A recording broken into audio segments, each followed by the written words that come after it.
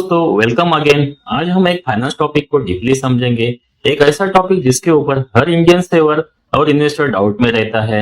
FD better है या mutual fund lump sum investment better है? कौन सेफ है, कौन ज्यादा रिटर्न देता है, कौन इन्फ्लेशन को बीट कर सकता है और नए long term capital gain tax में क्या चेंजेस आए हैं। आज की इस वीडियो में हम एफडी और म्यूचुअल फंड के हर एंगल को समझेंगे, जैसे कि risk, returns, examples, tax, inflation impact, long term planning और रियल लाइफ सिचुएशन के साथ। वीडियो के एंड में आपके माइंड में जीरो कंफ्यूजन रहेगा। कौन सा ऑप्शन आपके फाइनेंशियल गोल्स के लिए बेस्ट है ये आपको समझ में आ जाएगा। दोस्तों, दो दोस्त थे, रोहन और अमित। दोनों का फाइनेंशियल थिंकिंग काफी अलग था। दोनों को एक साथ एक बार 1 लाख रुपए का बोनस मिलता है। रोहन के पेरेंट्स कहते हैं एफडी में डाल दो, पैसा सेफ रहेगा और ग्रो भी करेगा। वही अमित का माइंडसेट डिफरेंट है। वो कहता है मैं तो म्यूचुअल फंड में लॉन्ग टर्म इन्वेस्टमेंट करूंगा, रिस्क थोड़ा ज्यादा होगा पर रिटर्न भी ज्यादा मिलेगा। 5 साल के बाद रोहन का एफडी का अमाउंट होता है 1,40,000 रुपए। वही अमित के म्यूचुअल फंड का अमाउंट होता है 1,76,000 रुपीज, यानी 36,000 का ज्यादा प्रॉफिट। ये देख के रोहन शॉक हो जाता है। आज की इस वीडियो में हम यही समझेंगे कि एफडी और म्यूचुअल फंड में रिटर्न्स का डिफरेंस आखिर होता क्यों है।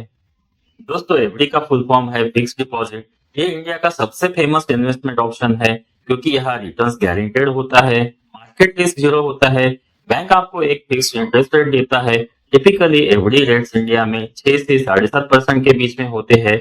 वही सीनियर सिटीजन के लिए काफी सारे बैंक आधा परसेंट एक्स्ट्रा इंटरेस्ट ऑफर करते हैं। एफडी का पर्पस सिंपल है, एक पैसा सेफ रखना, दूसरा गारंटेड रिटर्न्स कमाना और तीसरा शॉर्ट टर्म स्टेबिलिटी देना। अगर आप शॉर्ट टर्म गोल रखते हो, जैसे कि 6 महीने, 1 साल या 2 साल, तो एफडी एक स्ट्रॉन्ग ऑप्शन है आपके इन्वेस्टमेंट के लिए।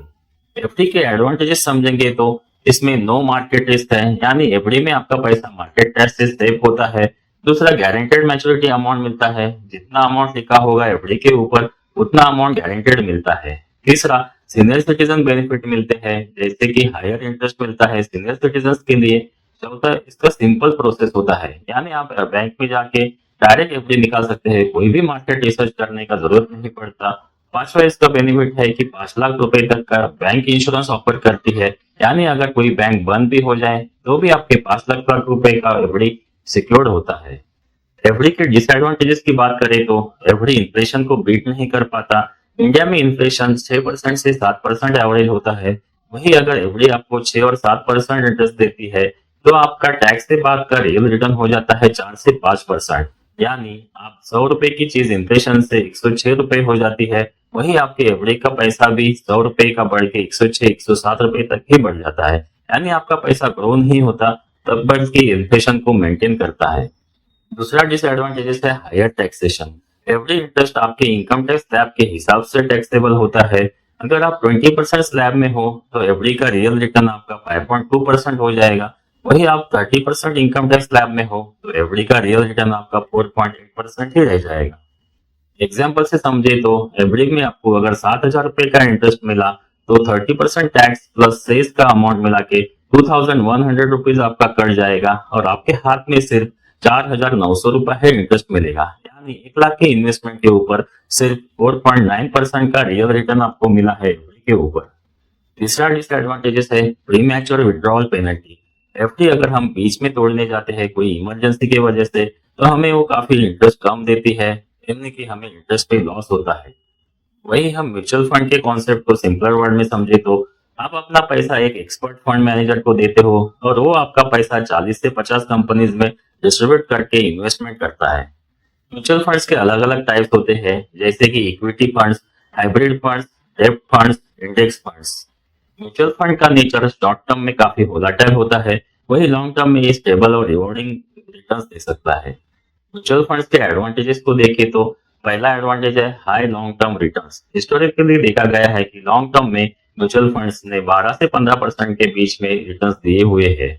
दूसरा, ये इन्फ्लेशन बीटिंग इन्वेस्टमेंट ऑप्शन है। एफडी जहाँ पे आपको 6 से 7% इंटरेस्ट देता है, वही इंडिया का इन्फ्लेशन भी 6 से 7% होता है। वही म्यूचुअल फंड में आपको 12% से 15% तक का सीएजीआर ग्रोथ दिख सकते हैं। इसको आपको समझ में आ जाएगा कि एफडी और म्यूचुअल फंड में क्लियर विनर म्यूचुअल फंड ही होता है जो इन्फ्लेशन को बीट कर सकता है। म्यूचुअल फंड का तीसरा बेनिफिट है डाइवर्सिफिकेशन। आपका फंड मैनेजर अलग अलग कंपनीज में इन्वेस्टमेंट करता है, जिसकी वजह से आपका रिस्क काफी हद तक स्प्रेड हो जाता है, आपको और एक सिक्योरिटी मिल जाती है।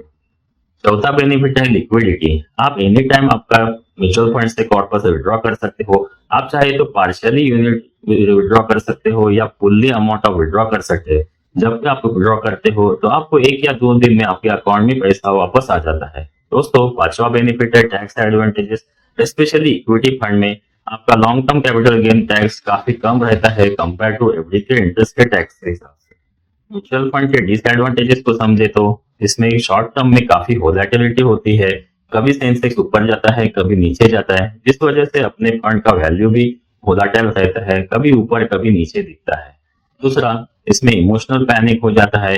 काफी सारे लोग जब मार्केट डीप जाता है तो इन्वेस्टमेंट पैनिक होके बेच देते हैं, इसके वजह से उन्हें लॉस होता है। दोस्तों, तीसरा इसका डिसएडवांटेजेस है कि इसमें नो फिक्स रिटर्न है, यानी आपका रिटर्न जो है वो मार्केट परफॉर्मेंस के हिसाब से रिटर्न आता है। इसमें कोई भी गारंटी नहीं है, यानी आप कोई अमाउंट इन्वेस्ट करते हो और मार्केट नीचे चला जाता है तो आपका रिटर्न कम हो सकता है। चलिए अब कुछ डिटेल्ड एग्जांपल्स के साथ देखते हैं रिटर्न्स का कंपैरिजन। दोस्तों, अगर आपने 1 लाख रुपए 5 साल के लिए एफडी में इन्वेस्ट किए और आपको उसके ऊपर 7% इंटरेस्ट मिला, तो आपका मैच्योरिटी अमाउंट हो जाएगा 1,40,000 रुपए। वही आप म्यूचुअल फंड में इन्वेस्ट करते हो वही 1 लाख रुपए और आपको 12% का सीएजीआर ग्रोथ मिलता है, तो आपका 5 साल के बाद कॉर्पस बन जाएगा 1,76,000। यानी आपको म्यूचुअल फंड में 36,000 रुपीज एक्स्ट्रा मिलेंगे एफडी के रिटर्न से।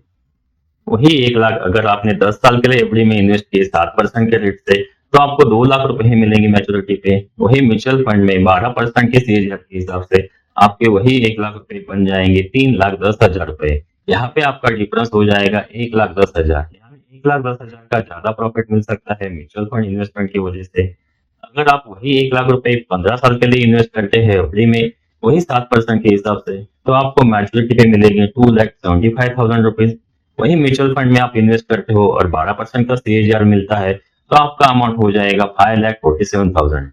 ये दोनों में हम कंपेयर करेंगे तो आपको 2,72,000 रुपीज का ज्यादा प्रॉफिट होगा म्यूचुअल फंड इन्वेस्टमेंट करने की वजह से। दोस्तों, वही 1 लाख रुपए अगर आप 25 साल के लिए एफडी में 7% इंटरेस्ट रेट से इन्वेस्ट करते हो, तो आपको मैच्योरिटी पे मिलेंगे 5,42,000। वही आप 1 लाख रुपए म्यूचुअल फंड में इन्वेस्ट करते हो और आप 12% का सीएजीआर अचीव करते हो, तो आपका मैच्योरिटी पे अमाउंट बन जाएगा 17,33,000 रुपए। यानी आप एफडी के रिटर्न और म्यूचुअल फंड के रिटर्न में डिफरेंस देखेंगे तो म्यूचुअल फंड में आपको 11,91,000 रुपीज का एक्स्ट्रा गेन होता है 12% सीएजीआर अचीव करने की वजह से। यही है कंपाउंडिंग का असली मैजिक दोस्तों। और ये कंपाउंडिंग का मैजिक सिर्फ म्यूचुअल फंड में ही मिल सकता है एफडी के कंपैरिजन में। दोस्तों, 2024 के बाद लॉन्ग टर्म टैक्स रूल कुछ चेंज हो गए हैं। नए long term capital gain rule के हिसाब से आपको इक्विटी म्यूचुअल फंड और लिस्टेड शेयर्स पे long term capital gain tax 12.5% देना पड़ता है।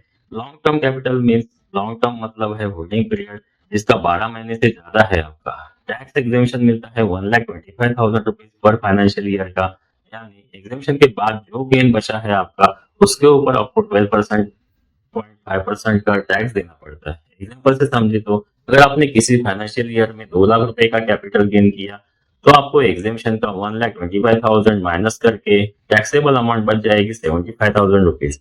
उसके ऊपर आपको 12.5% टैक्स देना पड़ेगा जो हो जाता है 9,375। पहले ही कैपिटल गेन टैक्स 10% था और 1 लाख रुपए का एग्जेम्पशन था, अब 12.5% है प्लस 1.25 लाख का एग्जेम्पशन लिमिट भी है। यानी कि नेट इम्पैक्ट देखेंगे तो अभी भी आपके लिए म्यूचुअल फंड का टैक्सेशन सिस्टम बेनिफिशियल है एफडी के टैक्सेशन के सिस्टम से। एफडी सिलेक्ट करना चाहिए या म्यूचुअल फंड, ये हम कुछ प्रैक्टिकल लाइफ सिनेरियो से समझते हैं।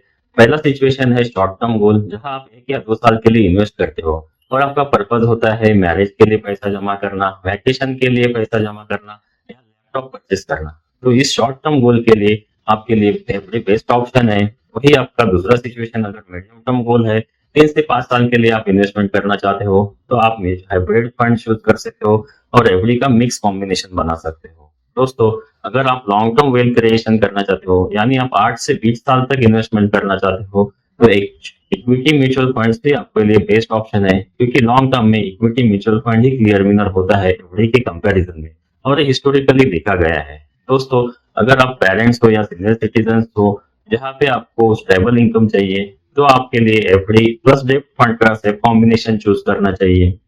दोस्तों 10 मिनट की इस डिस्कशन के बाद अगर आपको प्रायोरिटी है 100% सेफ्टी है, तो आप एफडी को प्रायोरिटी दीजिए। अगर आपका प्रायोरिटी वेल्थ क्रिएशन है और लॉन्ग टर्म इन्वेस्टमेंट करना चाहते हो, तो आपको म्यूचुअल फंड में इन्वेस्टमेंट करना चाहिए। वही एफडी शॉर्ट टर्म गोल के लिए बेस्ट है, वही mutual fund long term financial freedom के लिए बेस्ट है। सिंपल रूल याद रखिए, शॉर्ट टर्म में एफडी बेटर है, लॉन्ग टर्म के लिए म्यूचुअल फंड बेटर है।